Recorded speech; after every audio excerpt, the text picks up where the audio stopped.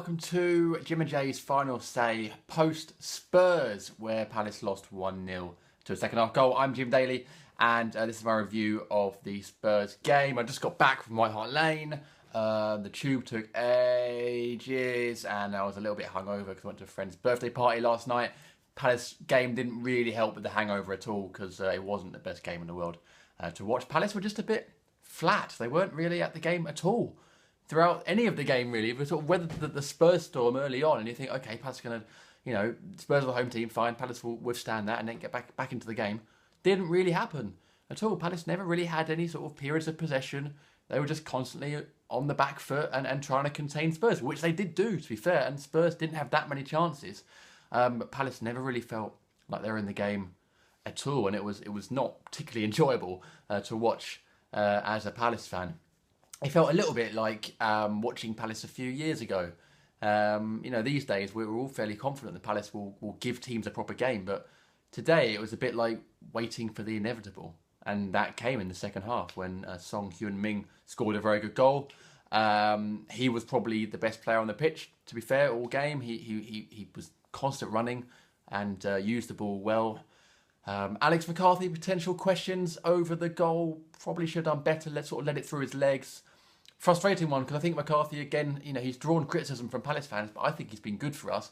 But he has made a couple of high-profile errors which have led to goals in the last few weeks, and obviously that happens as a goalkeeper. Your errors are magnified more than anywhere else on the pitch. But the rest of his game's been solid, and I think I don't really know what you do. How do you cut those errors out? They're going to probably happen to most goalkeepers. So I think it'd be harsh to judge him all on those errors, although obviously today it has led to the deciding goal. But really, I don't think anyone can argue that Spurs deserved to win. Palace were second best, really, for a lot of the game. And had we snuck anything, a point or whatever, I think it would have been a bit unjust. So it didn't really work for Palace. I started with Balassi up front, second game in a row, because Conor Wickham is injured. And again, it's just not his position. Balassi needs to be on the wing, taking people on. He did better today when he dropped a bit deeper, got the ball and started running at defenders, and he won free kicks. He won a couple of corners. That is his game. Playing with his back to goal, trying to hold the ball up, isn't really Yala's game at all. And yes, he is strong. He can hold defenders off, but there's a certain skill when it comes to holding the ball up and bringing people into play. And Balassi, it just isn't his game, and I think we miss him when he's not out on the wing, taking people on, because that really is where he's more effective. And then Fraser Campbell came on and looked kind of off the pace, didn't really look fit. Hasn't, almost like he hadn't really sort of done pre-season. So I don't really know what the issue there was. Dwight Gale must be wondering how he's going to get a game, because, there's no Conor Wickham, and he's behind Fraser Campbell and a guy who's not even a striker. So there's issues there. And, we said when Glenn Murray went, was it the right decision? And already it's taken one injury to show that perhaps maybe we weren't quite ready to let someone like that go, because we needed cover up front, and now we're sort of struggling. We don't quite look the potent threat going forward that we had done in the first few weeks of the season. So that's going to be interesting to see how Pardew does with that. The wings didn't quite work. Sakaro had a good effort in the second half, and it was well saved by Loris, tipped on the post, but really he sort of struggled to get into the game. Wilf didn't really get the chance to show what he can do against the fullbacks, and Puncheon was sort of in and out. You could see Puncheon trying to make things happen, but it wasn't really happening today. So it was a weird performance, really. It wasn't really a Palace performance of this season. It was poor and it was flat. It just didn't click at all. There were some good performances, though. Cabaye was good in the middle. Made a lot more interceptions. We're learning about this side of his game now, and he was excellent and used the ball well. Unfortunately, it was probably down to him not quite releasing the ball quick enough on the edge of the Spurs area that led to them breaking and the goal being scored. But it's hard, I think it would be harsh. There's certain phases of play it goes through before it gets down the other end. So it's probably harsh to pinpoint that. But he was good. And Hangeland, who came in for the second week running as defensive cover, this week for Dan, last week for Delaney, was excellent at the back and had a good game. Yes, it was him that Son took on to score the goal. But talking about a very young, nippy forward, and Hangeland is not known for his pace, and never has been. But and tried to show him out wide, and it probably wasn't quite wide enough. But Hangeland had a great game. At some moments in the game, he looked like he thought he was Beckenbauer, getting the ball and doing little spins on the edge of the area and sort of fooling strikers. He did really well and used the ball well. He won a lot of headers. I thought he was one of our best players. He and Cabaye were probably our best players today. But it certainly it's a weird to be a Palace fan right now because the performance wasn't it was flat and it wasn't good enough. But also we did contain Spurs for a lot of the game. They didn't have a lot of clear-cut chances. We were always kind of in the game. It just wasn't quite clicking. And I don't know how you fix that. I'm not a manager. They'll be interested to see what Pardew does for the next game away at Watford to try and correct that. But it didn't really happen for Palace today.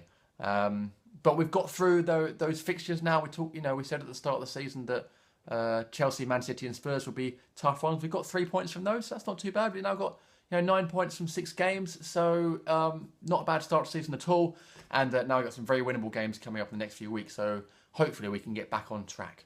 But yeah, it wasn't the greatest game in the world. But this is Palace. Anyway, so that's me. Here's Jay from the Eagle Speak. Subscribe if you haven't yet for these weekly videos. Drop a like if you've enjoyed it today. Comment below with your thoughts on the game. Who was our best player? Where did it go wrong? What can we do for the next game to change it up? And so here's Jay from the Eagle Speak. And see you again soon. Bye. Hey guys, welcome back to Palace Fan TV. This is the latest Jim and Jay's final say. And we're looking back at the loss at White Hart Lane this afternoon, which was a second game in a row. We've been disappointed, but for a much different way. We lost to City last weekend, and a lot of fans disappointed going away from the game because we played so well. Today was a little bit lacklustre from Palace. We start with second half. Well, first half we weren't that great. Didn't start very well. Second half was very similar pattern actually. First half we ended pretty decently attacking, and probably in the ascendancy in half time probably came at a bad time for us. But overall, I think you have to say that Spurs probably deserved the win just slightly. I mean, they weren't anything special either, and it's probably disappointing that if we can play to the levels that we've seen so far this season, we should probably beat a team like that away from home. So, disappointing again, but I think our standards have been set that much higher now. A lot of disappointment. A lot of negative comments across social media this afternoon, after the game, during the game. A lot of that has been vented towards McCarthy. It seemed to be a shot on goal from Son, the goal from him that won the game. To many seemed savable, and I guess I'm not a critical person. Through his legs, could he have done better? Split second decision, isn't it? I mean, he made a couple of saves in the first half during the game, which there's a big question about how he puts the ball away. He doesn't put it too far away. It happened against City last week and we lost the game. A lot of questions around whether he should be dropped next week. To me, Speroni's obviously not fit yet, otherwise he would have featured on the bench today, perhaps. So while Hennessy's there, for me, I'd still play him.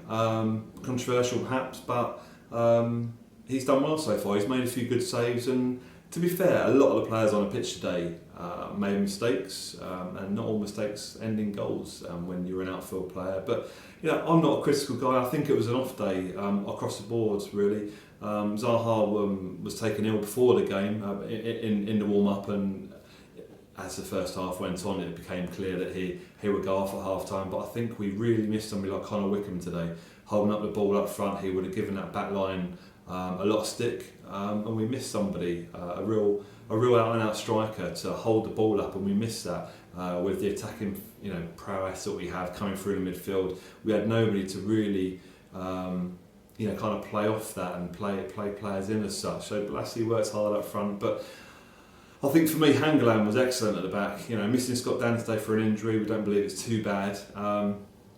But Hangeland and Delaney at the back, a lot of people worry about that combination, but Hangeland was brilliant, absolutely immense. He carried on from last week. He played very well against City, arguably our best player, and I think he was probably one of the best players today. Combined midfield, continued to play well.